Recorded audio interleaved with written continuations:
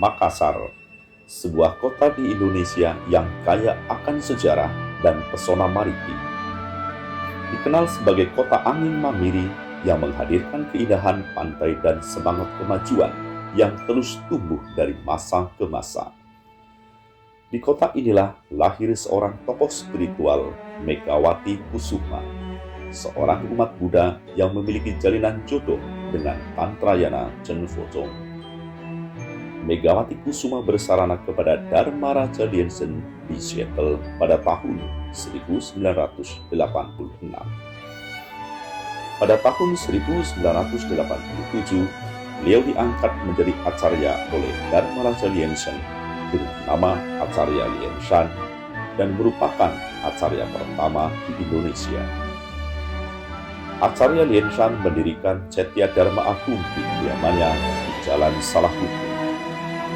Seiring bertambahnya jumlah umat, kegiatan ibadah berpindah ke Jalan Sungai Poso, kemudian berpindah lagi ke Jalan Sungai Cerekang nomor 30 Makassar. Dari perjalanan penuh ketekunan dan pengabdian itulah berdiri Vihara Dharma Agung dengan mandala yang megah dan anggun seperti yang dapat kita saksikan saat ini.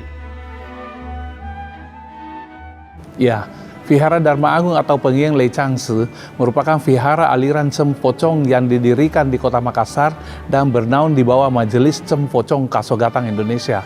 Aliran Chenphojong atau True Buddha School merupakan aliran Vajrayana Tantra yang dirilis oleh Mahaguru Lianzhen. Beliau juga pernah mengunjungi Vihara Dharma Agung pada tahun 2012. Mahaguru Lianzhen mengajarkan bahwa tujuan Chenphojong adalah mengamalkan Buddha Dharma di era modern dengan memadukan metode Tao, Sutrayana dan Tantrayana untuk membimbing umat manusia terbebas dari kerisauan batin. Melalui pemberkatan Mahaguru Lianzhen, Vihara Dharma Agung senantiasa mengamalkan ajaran beliau dengan visi menghormati guru, menghargai dharma dan tekun bersadana. Dalam mewujudkan visi tersebut, Vihara menjalankan beberapa misi utama, yaitu menuntun dunia melalui Buddha Dharma, memperindah kehidupan umat manusia melalui penekunan Buddhisme, mentransformasikan batin melalui insan praktek Dharma, mengembangkan pendidikan Tantra Satya Buddha sesuai ajaran Mahaguru Lianzhen. Untuk merealisasikan visi dan misi tersebut, Vihara Dharma Agung berkomitmen untuk terus mengembangkan kegiatan pembinaan Dharma, sadana bersama, kelas pendidikan Buddhis, latihan rohani, serta kegiatan sosial kemasyarakatan yang dilandasi welas asih dan semangat pelayanan.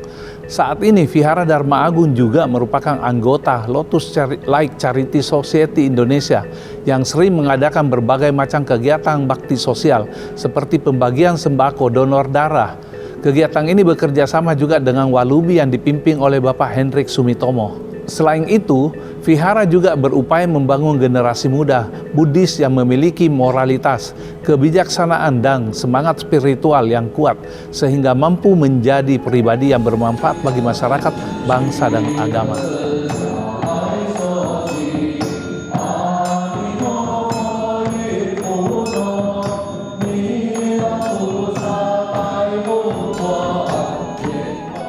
Jadi setiap minggu Vihara Dharma Agung ada 2 kali kebaktian. Jadi biasanya itu hari Kamis jam 6 sore dan hari Minggu jam 10 pagi. Dan juga setiap hari kita juga lakukan penyaluran jasa persembahan siang dan persembahan petang di altar Siti Garbasala Vihara Dharma Agung lantai 5. Jadi Vihara Dharma Agung juga merayakan hari besar dari para Buddha Bodhisattva dan juga ada perayaan Cengbeng dan juga perayaan Ulambana yang rutin kita selenggarakan setiap tahun di wihara kita. Dan juga mungkin ada upacara Trimula Puja yang kita juga ikuti secara daring live serentak di seluruh dunia. Dan juga ada beberapa acara lokal ya seperti kayak perayaan Imlek dan juga acara arak-arakan Cap Gome dengan mengikuti kirap. Jadi sebenarnya perayaan Cengbeng dan Ulambana itu sebenarnya adalah waktu untuk kita mengingat kembali jasa-jasa leluhur dengan melakukan penyaluran jasa. Jadi biasanya setiap Cengbeng dan juga setiap Ulambana Ciepan biasanya kita akan bersama-sama melakukan doa bersama di altar Siti Garbasala ini dengan memberikan persembahan dan juga melakukan ritual penyaluran jasa. Biasanya perayaan Waisak ini kita juga selenggarakan pas hari Waisak dengan mengikuti biasanya detik-detik Waisak yang sesuai dengan tiap tahunnya. Jadi umat dari wihara lain juga mungkin ada beberapa yang ikut mengikuti kegiatan Waisak ini dengan upacara pemandian rupang Buddha, dan juga ada beberapa pertunjukan yang biasa muda-mudi tampilkan seperti tarian, dan juga ada beberapa perlombaan yang anak-anak sekolah minggu juga ikuti. Jadi ada beberapa kegiatan upacara dharma yang memang wihara kita lakukan. Biasanya diawali dengan awal tahun itu biasanya ada homa untuk memohon berkah. Kemudian masuk ke bulan Cengbeng biasanya akan dilakukan untuk penyaluran jasa untuk penyeberangan. Dan juga ada upacara dharma yang lainnya yaitu pada saat Ulambana Ciepan itu juga wajib kita lakukan upacara penyeberangan, dan mungkin ada beberapa upacara-upacara yang lainnya seperti Argam Puja, dan juga biasanya ditutup dengan Ulkamuka Yoga Siti Garbha. Biasanya itu yang paling dirasakan sama umat itu biasanya upacara dharma pada saat homa. Jadi biasanya banyak umat juga dari luar wihara kita yang mungkin bukan Tencen Focong juga ikut hadir mengikuti upacara homa di wihara kita, mulai dari prosesi penjemputan acarya sampai homa. Biasanya mereka juga merasakan arus dharma yang sangat luar biasa sekali, dan banyak umat dari luar juga yang memuji upacara dharma yang kita selenggarakan sangat agung dan juga mempunyai arus dharma yang sangat luar biasa.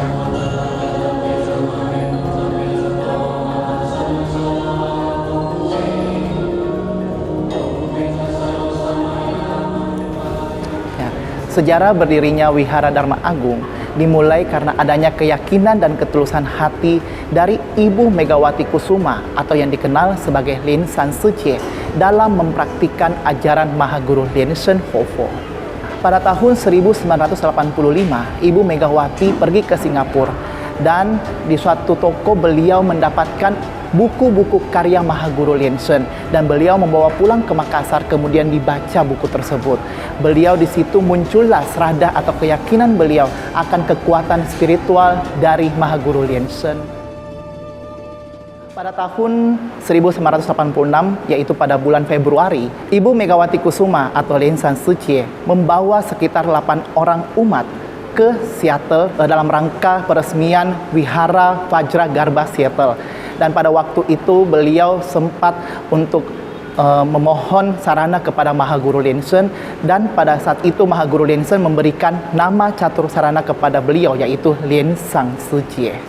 Setelah kembali dari Seattle, beliau kemudian mengajak umat-umat yang telah bersarana, kemudian umat-umat baru untuk melakukan kegiatan puja bakti dan juga bersadana di kediaman beliau di Jalan Gunung Salahutu, Makassar.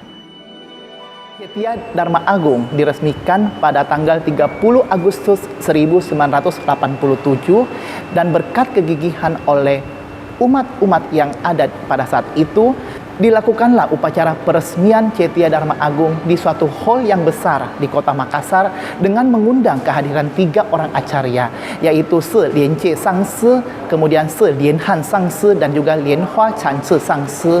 Jadi Wihara Dharma Agung sudah berpindah 3 lokasi. Yang pertama yaitu Cetya Dharma Agung di kediaman dari Lien San Suci, Jalan Gunung Salahutu, kemudian berpindah dengan Cetya yang ukuran lebih besar yaitu di Jalan Sungai Poso.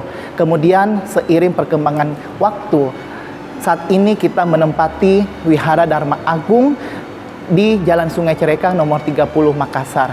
Saat ini dengan bangunan yang megah dan juga lebih representatif untuk umat dalam bersadana. Jadi pesan untuk semua umat Buddha, dalam kehidupan ini kita harus menjaga keyakinan kita terhadap Buddha Dharma. Jangan hanya menjalankan Dharma melalui kata-kata, tetapi kita harus dalam kehidupan nyata. Jadi dalam menghadapi tantangan dalam kehidupan ini, kita bisa menjadi lebih sabar dan juga lebih berbelas asih, dan juga membawa manfaat bagi bukan hanya untuk diri kita sendiri, tetapi bagi keluarga kita, masyarakat sekitar, dan juga bagi semua makhluk. Ya, kami berharap Wihara Dharma Agung dapat menjadi tempat pembinaan spiritual yang membawa kedamaian, keharmonisan, serta kebijaksanaan bagi seluruh umat. Semoga melalui ajaran Buddha Dharma dan tuntunan Mahaguru Lien Sen semakin banyak insan yang memperoleh kebahagiaan sejati, ketenangan batin, kesehatan, serta kemajuan spiritual dalam kehidupan ini. Saya ingin memberikan pesan kepada seluruh umat Buddha, yaitu senantiasa kita mengikuti ajaran dari Maha Guru kita dengan menghormati guru, menghargai dharma, dan juga tekun bersadana.